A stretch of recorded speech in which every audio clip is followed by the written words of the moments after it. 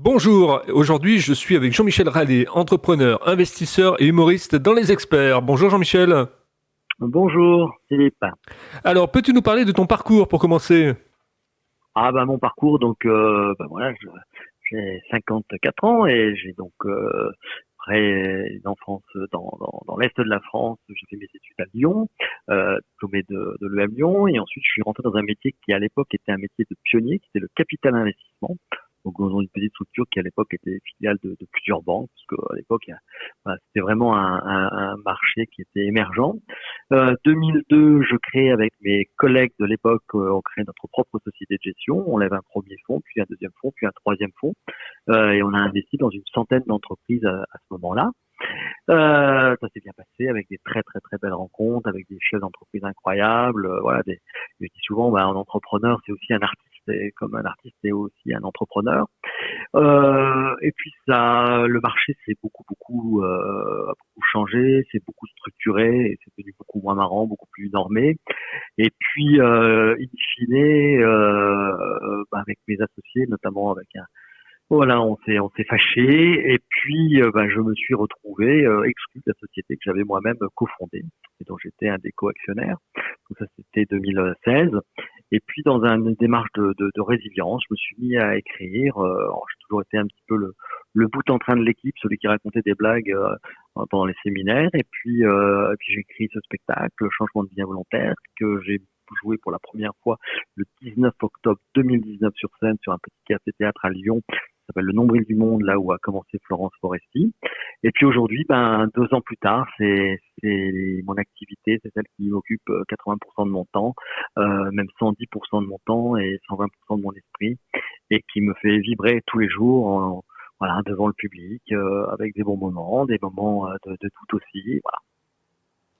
Ok, qu'est-ce qui te donne envie d'investir dans une entreprise?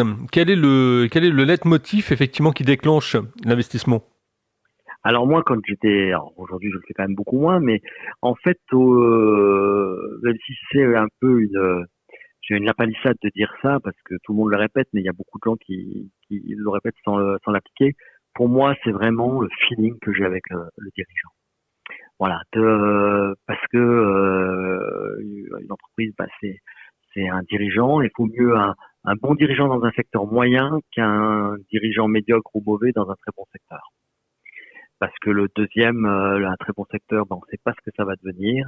Il y a des retournements de marché, on le voit récemment, qui sont quand même très rapides. Et un mauvais dirigeant, un mauvais barreur, puisqu'on est en Bretagne, un mauvais barreur, il fera couler le navire. Alors que sur un marché difficile, un bon dirigeant, il peut encore sauver la boîte. Tu préfères les gens qui sont autodidactes ou les gens qui sont diplômés? Moi, j'ai eu de très très bonnes expériences avec des gens autodidactes. Donc, alors le marché a changé aujourd'hui, mais c'est pas parce qu'on n'a pas de diplôme et pas de grand diplôme et qu'on n'est pas polytechnicien qu'on peut pas être un très très très très bon chef d'entreprise. J'ai répondu? Oui, oui, vas-y, je t'en prie. Non, non. Est-ce que je voulais savoir si ma réponse c'était un peu politique là, où je faisais de petites pirouettes, mais voilà. En fait, donc j'ai pas de préférence, mais voilà, j'ai surtout rien contre les autodidactes, au contraire. Est-ce que tu as des mentors? Est-ce qu'il y a des gens qui t'ont inspiré dans le monde de l'entrepreneuriat? À la fois beaucoup. Je dirais, nous, à Lyon, on a quand même des très très belles réussites avec des gens comme la famille Mérieux, voilà, qui a à la fois été une famille d'entrepreneurs, mais aussi des humanistes. Donc puis après, il faut piocher un petit peu de partout. Ouais, ouais, enfin, puis tous ces patrons de PME, moi, que j'adore, parce que c'est des gens qui sont souvent pas connus, très peu connus, qui sont dans l'ombre, et qui derrière, font des boîtes de 50, 100 personnes, et c'est ce qui fait aussi le tissu économique de notre pays. Tu as investi pendant la bulle Internet, ce qu'on a appelé effectivement l'éclatement de la bulle Internet dans les années 2000? Alors dans les années 2000, c'était assez rigolo parce que nous, on était dans un secteur où on n'investissait jamais dans des PME, dans des startups. Et puis on avait eu à l'époque un coup de bol d'investir dans des boîtes multimania, etc. En fait, par ricochet. Et on s'est pris un peu la grosse tête. Faut toujours rester très modeste dans l'investissement. On s'est pris un peu la grosse tête. Et puis on s'est dit, tiens, on va un peu se diversifier. c'était un autre métier. Donc, on avait gagné de l'argent sur de très bons investissements par hasard. Donc, il y a la chance qui joue beaucoup. Mais on a perdu une partie de l'argent et on a su s'arrêter parce que c'était pas notre métier. Donc, non, moi, j'ai pas, voilà. Il y a Warren Buffett qui dit qu'il faut jamais investir dans ce dans quoi on ne comprend pas. Donc, C'est vrai qu'à l'époque, dans les années 2000, c'était les pages internet. Hein, on parlait même pas des sites internet. Multimania, ouais, c'était les pages internet. Hein. ouais. Mais bon, en ce moment, c'est encore pire. Hein. Enfin, voilà, t'as des fameuses licornes d'aujourd'hui, dont certaines, je me demande, voilà, qui sont des entreprises, je dirais, respectables, mais qui, selon moi, ne valent pas du tout les levées de fonds sur lesquelles enfin, les valorisations sur lesquelles se font les levées de fonds. On est dans un monde qui est quand même complètement absurde aujourd'hui au niveau de la finance. C'est vrai que des fois, on marche un petit peu sur la tête. On voit des choses, effectivement, on se demande comment Mais ça là, tient. Quoi. on marche sur tout la tête. Enfin, oui, ça c'est sûr. Pour toi, quand tu investis dans une boîte, tu l'accompagnes en tant qu'entrepreneur ou tu mets tes billes, en fait, quelque part? Non, mais moi, j'ai toujours, enfin, on avait eu une grosse culture dès le départ d'actionnaires présents mais pas pesants, c'est-à-dire voilà d'être là pour accompagner les dirigeants dans dans leurs moins bons moments. Et puis voilà, moi, je trouve que c'est intéressant de bien comprendre le modèle économique d'une entreprise et de pas être juste un investisseur qui met des billes et puis qui revient quelques années plus tard pour dire combien ça rapporte. Une bonne mentalité d'investisseur, en tout cas. Est-ce qu'il y a des livres qui t'ont inspiré dans le monde de l'entrepreneuriat, justement je pense à des gens comme Napoléon Hill, par exemple, ou Bernard Tapie, qui nous a quittés il y a pas longtemps, et quelques jours. Alors, je pense que alors là tu me prends à froid, donc oui certainement que j'ai lu des livres. Moi celui qui m'a le plus intéressé, mais alors, on peut pas dire que c'est un livre qui m'a inspiré, mais c'est un livre sur la Silicon Valley récent où on voit en fait que ce monde-là, où ces dirigeants de la Silicon Valley n'ont qu'un souhait, qui est de prendre le contrôle du monde avec voilà toute la théorie aujourd'hui autour de la mortalité, du transhumanisme et autres. Donc ça m'a marqué parce que c'est pas une question de management, mais c'est une question d'évolution de la société. D'accord. Et tu te rappelles du titre de ce bouquin? Ça me, je sais pas, ça parle de la Silicon Valley. Il y a Silicon Valley dans le titre, mais j'ai plus le nom en tête. D'accord, bah les auditeurs feront une recherche. Parlons un petit peu de cet aspect humoriste maintenant. Tu aimes effectivement faire un spectacle sur quoi? Tu écris sur quoi? Quel est ton univers dans l'humour? Alors, je dirais alors, c'est bon déjà, moi j'ai la chance en commençant tard, finalement d'avoir quand même vécu pas mal de choses, donc de pouvoir raconter des choses différentes d'un jeune humoriste de 20 ans ou 25 ans ou 30 ans. Euh, donc c'est-à-dire que j'essaie de dépasser les histoires de couple et de galères. Donc en fait, moi mon spectacle Changement de vie volontaire, c'est le dernier jour de ma future ex-vie d'avant, c'est-à-dire que je campe un personnage un peu cynique, un peu hautain, un peu mais aussi sensible, ce qui permet de voilà de parler de sujets de rapport à l'argent, de rapport au pouvoir, de modèles économiques comme celui des EHPAD, dont il a fallu une loi pour interdire le fait que tout mois commençait été dû. Donc ça me permet d'aborder des sujets un petit peu différents. Et après mon style, il y a quelqu'un qui a dit que c'était Raymond DeVos qui rencontrait Guy Bedos. Donc c'est-à-dire voilà ce jeu sur les mots, c'est un spectacle qui est très écrit, avec une recherche de la langue française qui est incroyable pour écrire. Et puis, il y avait le personnage, le clown, un peu cynique que je représente sur scène. Comment t'es venu l'humour en fait? Là aussi, tu avais des gens qui t'ont inspiré. Tu parlais de Raymond DeVos, le joueur de Ah bah, mots. ouais, je suis un gros consommateur d'humoristes. Voilà, je pense que j'en ai vu pas mal, certains plusieurs fois. Je n'ai pas vu Raymond DeVos, ça c'est un grand regret. Euh, mais donc voilà, j'en consomme beaucoup. Ouais, voilà, quand j'étais gamin, voilà, j'adorais faire des imitations, soit de mes profs, soit des hommes politiques de l'époque. J'ai toujours été celui qui racontait des blagues en fin de séminaire, ou même au comité d'investissement, puis on se prenait pas au sérieux dans notre société.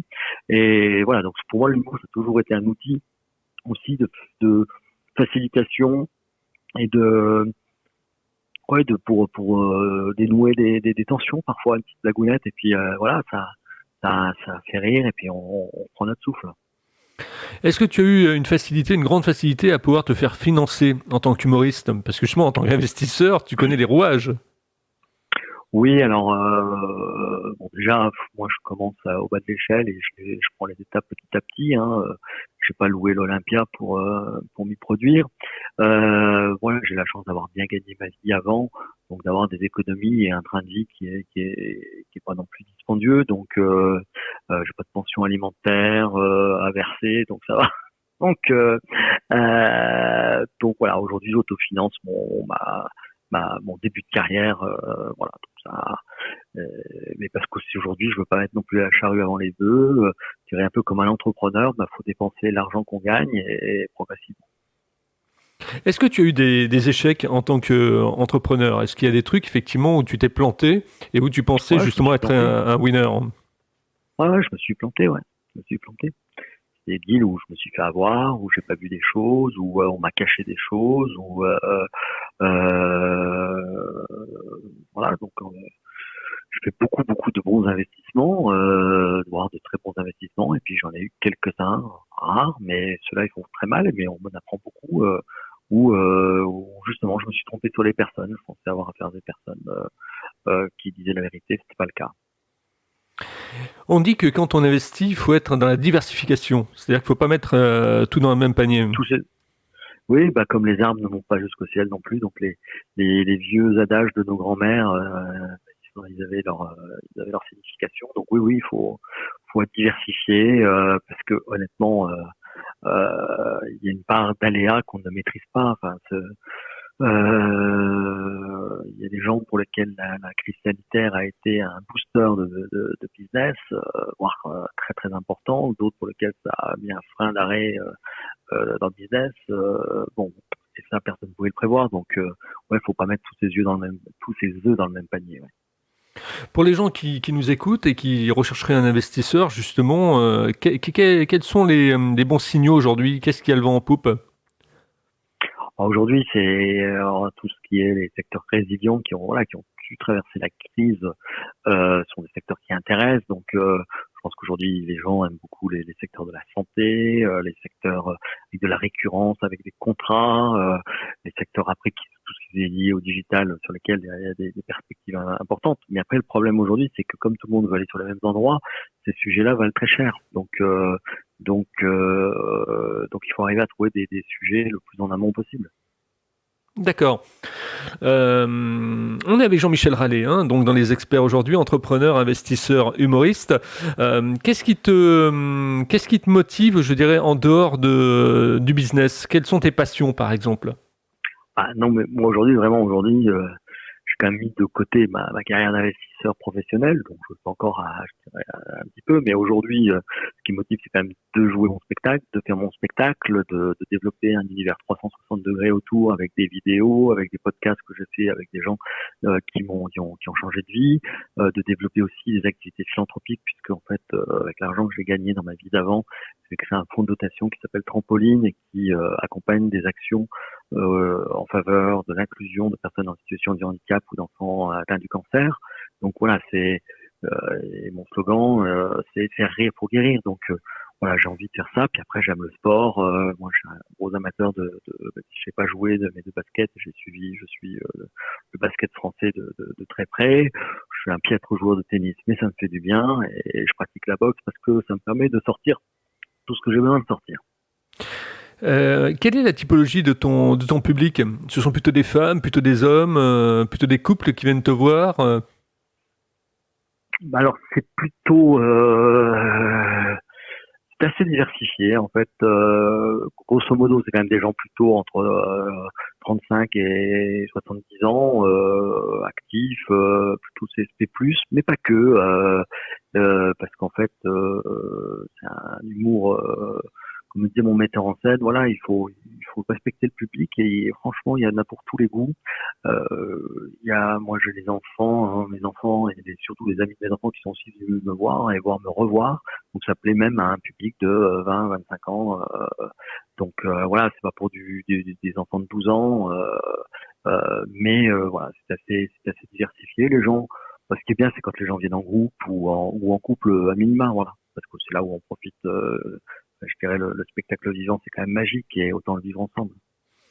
Est-ce que tu as eu envie d'écrire un livre parce que bon, t'es quand même un homme à trois vies, là. Entrepreneur, investisseur, humoriste. Il y a des choses à raconter, il y a des anecdotes. Oui, oui, oui, il y a des anecdotes, mais pour l'instant, ces anecdotes, j'essaie de les mettre en scène dans mon spectacle, c'est déjà le plus important. Écrire un livre, bon, aujourd'hui, on sait que c'est quand même compliqué, le nombre de livres. Déjà que remplir des salles de spectacle quand t'es pas connu, c'est pas simple. Alors mais au moins, t'as la satisfaction d'avoir les gens en face qui te disent, et donc tu vois les réactions. Donc, écrire un livre, voilà, quand t'es pas connu, pour aller en vendre 150 et à tes copains. C'est beaucoup de travail et aujourd'hui, voilà, c'est pas dans mes projets. Tu es un gros consommateur d'internet. Tu fais de la recherche. Ah ouais, je trouve que c'est une source incroyable pour trouver des thèmes de comment dire, des sujets pour écrire des sketchs parce que ça permet de documenter. Enfin, moi, j'essaye de faire de l'humour entre guillemets intelligent, c'est-à-dire voilà, je peux pas m'arrêter. Aujourd'hui, je pense que 70% des humoristes baladent leurs histoires de cul et de malheur amoureux ou leurs problèmes de couple ou d'enfants. Voilà, moi j'essaie de trouver des sujets différents. J'ai écrit par exemple un sketch sur le réchauffement climatique, mais qui derrière a des sujets. Donc je me suis renseigné, lu le rapport du GIEC. Je trouve que c'est intéressant. Et aujourd'hui, il y a capter un sujet de société. Donc de ce point de vue-là, Internet est intéressant parce que ça nous permet de nous documenter relativement vite sans avoir à lire 15 000 bouquins. Après, il faut croiser les sources pour faire attention aux fake news, mais de croiser et derrière de le tourner en dérision avec le personnage que je joue. Donc, c'est une source incroyable d'informations. Comment tu te vois effectivement dans un an? Comment tu te projettes? Alors là, aujourd'hui, j'ai décidé de plus me projeter. Parce que j'ai passé mon temps à faire des business plans qui n'étaient jamais réalisés. Donc, c'est bien parce qu'on se donne des moyens, on se dit tac tac, on se fait plaisir, et c'est le passage obligé. Et finalement, c'est jamais, ça se passe jamais comme prévu. Et en fait, ce qui est assez amusant dans ma nouvelle vie d'artiste, c'est que quand je me dis ça va être génial, ça, etc. Des fois, ça se passe pas, voilà. Donc maintenant, je m'attends à plus rien. Je déroule mon spectacle, mon projet, et je profite de l'instant présent. Parce qu'autrement, quand on met trop d'attente dans quelque chose, on est déçu. Donc, il se passera ce qui se passera. Je mets je dirais, en place tous les moyens pour aller le plus vite possible, le plus haut possible. Mais après, si ça prend plus de temps, si ça prend des chemins de travers, si c'est différent, on verra. Est-ce que tu consommes beaucoup du podcast? Parce que c'est vrai que le podcast, aujourd'hui, ça le vend en poupe. Hein. Ouais, alors j'en consomme, c'est par vague. Voilà. Là, en ce moment, j'ai pas le temps, donc j'ai pas le temps et je dois être concentré, donc c'est pas quelque chose que je peux faire en même temps que ce que je fais aujourd'hui. Quand tu écris plutôt la nuit, plutôt le jour? J'écris, je prends des notes et après je réfléchis beaucoup la nuit. J'essaye de me mettre des mots-clés dont le matin je retrouve pour réécrire. Mais j'écris plutôt le jour. Voilà, je suis pas du genre à me lever à 2h du mat et puis aller me mettre à écrire. Allez, on va terminer Oui, après, je réfléchis beaucoup et puis à un moment donné, ça sort. D'accord. On va terminer cette interview avec la question effectivement qui plaît à tous nos auditeurs. C'est effectivement comment tu trouves ma façon d'interviewer les gens. Voilà, ça les amuse beaucoup. Ah ouais, non, mais c'est assez sympa. En plus, donc c'est assez dynamique, c'est rythmé. On perd pas de temps, donc moi j'aime bien. Ouais. C'était Jean-Michel Rallet dans Les Experts, entrepreneur, investisseur, humoriste. Jean-Michel, je vais te laisser effectivement 1 minute pour conclure. Où on peut te retrouver pour continuer la conversation après cette interview? Eh ben écoute, donc je serai au Bacchus à Rennes, le café-théâtre, qui est un lieu magnifique sur les bords de la Vilaine. Donc je serai donc du 8 au 13 novembre. Ça doit être à 20h30. Vous pouvez réserver sur le site du Bacchus pour jouer mon spectacle Changement de vie involontaire. Et puis si vous voulez discuter après en buvant un coup après, ça sera bien volontiers. Et sinon, je suppose sur les réseaux sociaux, par exemple LinkedIn, où on s'est rencontrés. LinkedIn, c'est là où je suis le plus présent. Un petit peu Instagram et puis Facebook aussi. Merci Jean-Michel. Donc Jean-Michel Rallet, retenez bien son nom parce qu'à mon avis, effectivement, on va en entendre parler. Donc entrepreneur, ex-investisseur, on doit dire maintenant? Ouais, on peut dire ex-investisseur. Ouais. D'accord, mais surtout humoriste. Voilà, c'est ce qui me fait rêver aujourd'hui. Merci Jean-Michel, ne quitte pas, je te retrouve en antenne.